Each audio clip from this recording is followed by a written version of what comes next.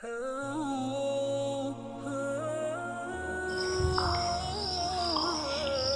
رسولullah صلی اللہ علیہ وسلم نے یوم عاشورہ کا روزہ رکھا اور مسلمانوں کو بھی اس کا حکم دیا تو صحابہ کرام رضوان اللہ تعالی علیہم اجمعین نے عرض کیا کہ یا رسول اللہ، یہود و نصارہ بھی اس دن کی بہت تعظیم کرتے ہیں۔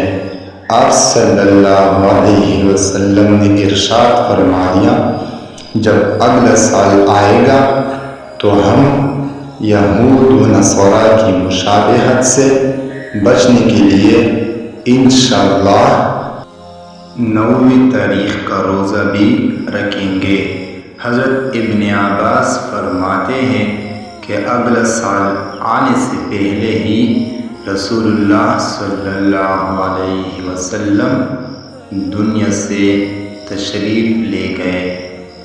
معلوم یہ ہوا یوم عاشورہ کے روزے کے ساتھ 9ویں تاریخ یا 11ویں تاریخ کا روزہ رکھنا افضل اور بہتر ہے، لیکن اگر کسی نے صرف عاشورہ کا روزہ رکھا تو بھی حرج کی بات نہیں۔ نیز اس حدیث سے یہ بھی معلوم ہوا کہ مسلمانوں کو ہر موقع پر یہود و نصارہ کی مشابہت سے بچنا چاہیے۔